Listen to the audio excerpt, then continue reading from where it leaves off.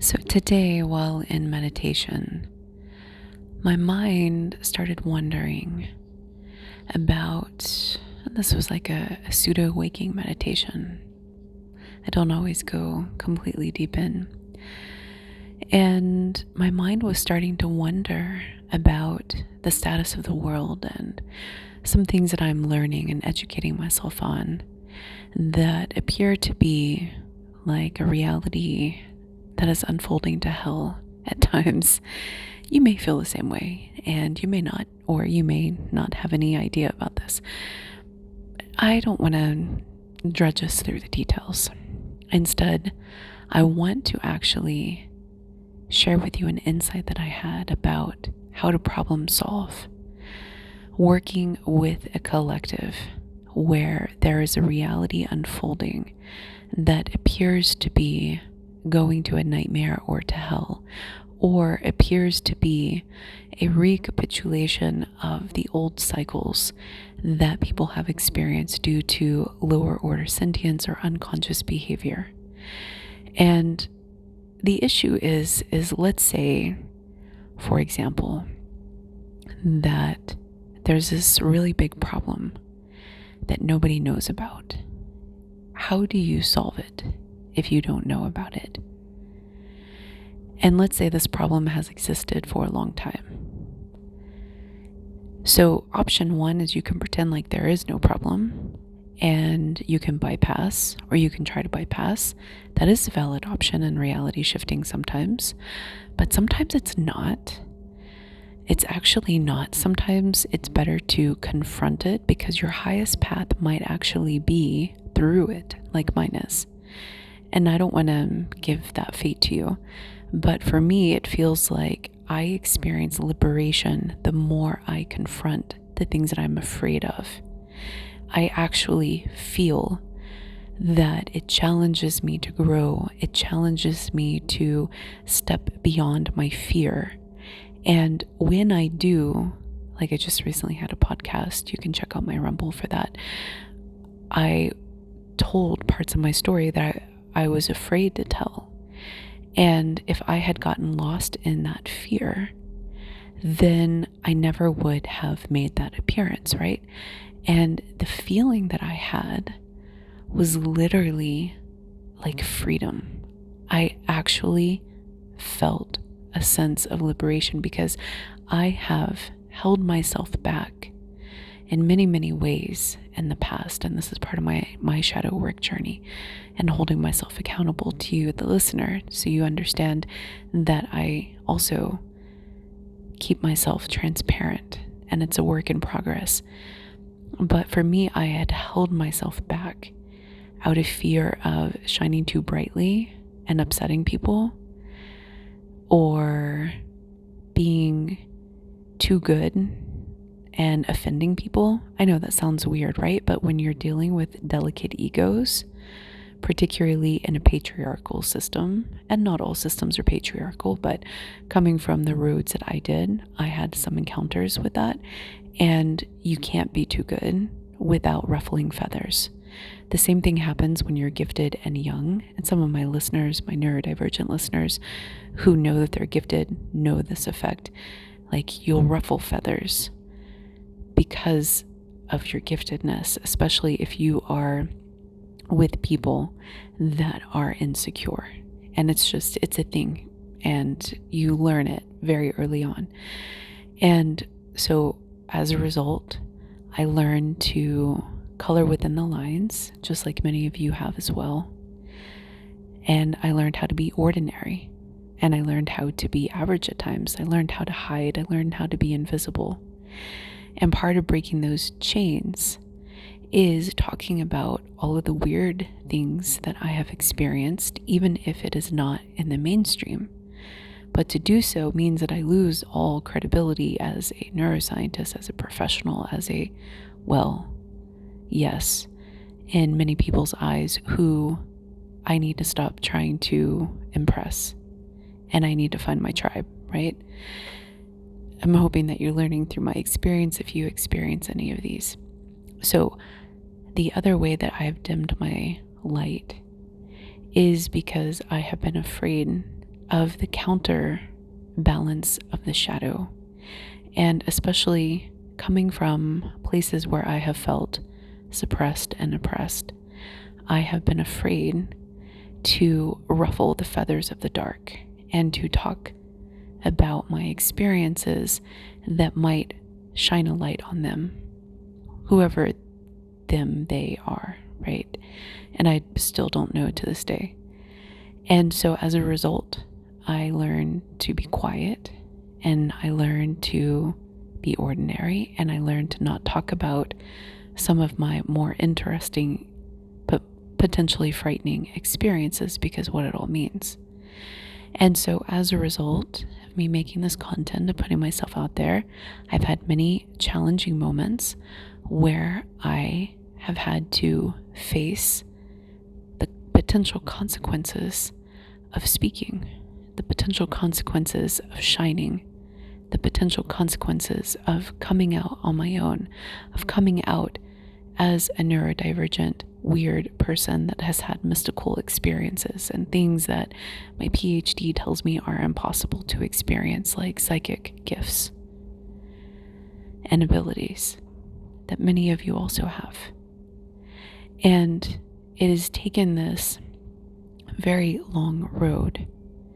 Now, imagine for a moment living in a society where people like that are not welcomed, or they're not celebrated, or in worst cases, they're persecuted, right? And imagine there being this underlying problem that nobody really talks about because people dim their light or make themselves smaller or rationalize away their gifts or don't value them. And so as a result, we collectively manifest a society to where those people are not honored, are not lifted up. And so part of solving that problem and bringing in a collective that is awake and is conscious and is gifted and is mystical and all of those cool abilities, like our idea of humanity is expanding. And now we're at a point where people are really starting to see it and feel it. But there are a lot of people, especially if you go on X, sorry boomers, sorry boomers, there are a lot of y'all that are like totally asleep at the wheel, it seems. Just being honest. Nothing against boomers. I have some amazing boomers in my life. And so I'm really not trying to be over generalizing except for comedic value. But you go to X and you see people speak their minds and they're like, TikTok is a commie app, and why is it still alive, and why are we still letting people like say whatever they want on this communist app? And I'm like, okay, I think you've been brainwashed, dude. Okay. Like there are some people of a certain generation that still fear the commies and the communists, and so as a result they carry that through their ordinary interactions. And it's really interesting, certain walks of life as well as certain affiliations, like people have some group think about it, and so it's a fear that they then espouse. And it's interesting, like I was watching this podcast recently and there was somebody who also was older and brought in this fear, and it was so alien to me. It was so, I'm not against communism. I'm neutral, actually. And I'm actually capitalist, but fair capitalist. And I don't know of a lot of alternatives, and that's just my upbringing, right? And I don't educate myself beyond that upbringing because it's not super important to me. But I don't like the way that capitalism has been abused, but any system has their thresholds of extreme abuse, right? And so it's not anything against capitalism. I just think that it needs to be fair. And I know that sounds weird, but there is fair capitalism, right? Anyway, so it's interesting when you see people that have these fears that they then shape their world because it has been ingrained in them. And I believe that it has been brainwashed into them. Like we're taught how to fear and who to fear. I'm teaching my little baby this. As many of you know who have been following me, I have to teach her what to be afraid of because she has no fear. And she tries to make friends with spiders. And she got bit recently. She's okay, by the way, if any of y'all are wondering. She's totally fine. And we got the passport letter today, which it was a miracle. So bad things that happen actually do produce amazing results. Anyway, so I'm getting way off track.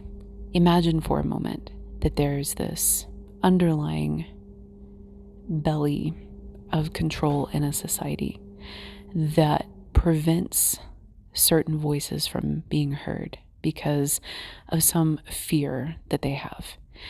And it could be because they're commies, it could be because they're this, it could be because of that. It doesn't matter. It's just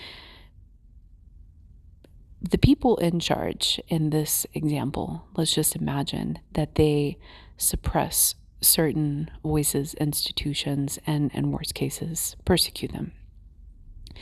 As history demonstrates that this has happened, but not necessarily for mystical or gifted or awakening people. Now, imagine for a moment that we're conscious and that we're starting to realize this and we're starting to discover this. And imagine that we perceive that there's a problem in the collective, but we don't know how to articulate it, or we don't know the full scope of it. How do we fix it collectively? The idea that I had today was not trying to focus on the how, was actually manifesting a collective and a pull-out collective if things do not change, but manifesting that people will do the right thing. That's it. That's it. And so then I shifted into my meditation because I've been reading about some pretty historical, awful things that certain people, organizations, and groups have done because of these fears. Some of it has been racist, blatantly racist. It's kind of embarrassing now if you look back. And you're like, do you still hate that group of people? No, we collectively have evolved our consciousness. But to look back at the sins of our fathers and to realize what they did because of these innate fears and because of that lower sentience and that unconsciousness, it's embarrassing as a species, in my personal opinion. It's embarrassing. And I know that there are still people who are racist. I get that. I believe that over time, we all transcend things of that nature. The other, us versus them, ethnocentrism, it is a fear-based ideology, and it is a lower aspect of our consciousness, which is actually rooted in other and insecurity and being taken over. And so needing to be a supreme race because deep down, they can't see other humans as like them, and it's a thing. So, and it extends to gender and, lots of sexual orientation and political beliefs, and it just has so many variations of it. It's like me versus them, and commie versus capitalist, or socialist versus whatever it is. It's the same principle, and so we have to live it out as a species on repeat, apparently, until we finally get it. And my concern is that we're headed into the future where it's going to be AI versus human, and clones versus human, and ET versus human, and we're just going to cycle it up unnecessarily in some cases. So imagine that you and we have awakened beyond that step of consciousness, and we're tired of it, right? How do we boot a different society with reality shifting? Well, we collectively manifest, intentionally manifest, that people do the right thing. And that's it. And whatever it looks like for them, whatever individual it touches or it doesn't, not everybody's going to do the right thing. I heard recently that somebody famous died and they had a hand in some international wars and things of that, and they were like leading the pitchfork. And it turns out that when you look into what was happening behind the scenes, that there's some question marks about whether or not that was just, and whether or not that engagement was actually justice, even though on the surface it appeared that way, right? We're gonna go save them. No, we're not, apparently. Yikes.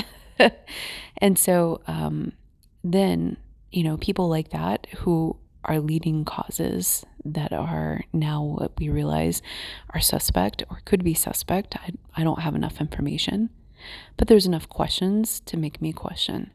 And so now imagine that you're trying to get that person to do the right thing. They might not, right? You might have to wait 100 years before they die.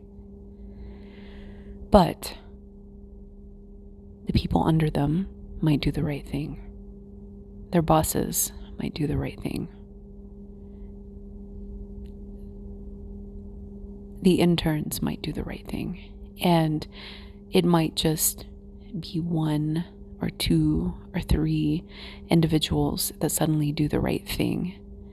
And then it's a collective right thing, like everybody comes online all at once at the same time. It reminds me of one of Stephen Greer's presentations, where he was like, all of a sudden it can just switch. Like once we hit that critical mass of consciousness, then it can just like a light switch. Vroom. And that is my understanding and experience with reality shifting as well, is that you can be in one collective that looks like it's going in a handbasket to hell. And there's enough people that come online that are suddenly awake, that want to do the right thing, that start to see through the patterns, right? A lot of awakening is seeing through the patterns and seeing through the BS, seeing the shadow of others. And this is what I help people with in my reality shifting coaching, is understanding the shadow patterns, not only within yourself, but also within the people in your life, and helping you to listen to your intuition about the people in your life and their patterns. Because very often people, when they're unconscious, they're like, I don't have any patterns. No, I'm fine. And anyway, so being conscious and awake is about having this line of sight into evolution as a human being, as a sentient being, and then the application of that wisdom. And so immediately after I had this epiphany, I then came out of my meditation after intentionally manifesting that people would do the right thing. And I didn't have to know who they were, why they were going to do the right thing, or what the right thing was. I didn't have to know any of it. I didn't have to have any problems in my mind. It was just, I wished this for the collective at a mass level. And then I felt the energy of justice. And as I came out of meditation, I realized that to catalyze this thing, this idea, right? And this is great advice if you don't already know this. To catalyze it, I needed to take a concordant action. And immediately I had this insight that I needed to do the right thing with somebody who I had blocked in my life. So I meditated on it. I thought about it. I sat on it for quite some time. And I unblocked them, and I reached out to them. And I reached out to them with forgiveness, understanding, and love, and received the same thing back. And all of a sudden I started feeling this energy of peace and letting go, as though we were both doing the right thing.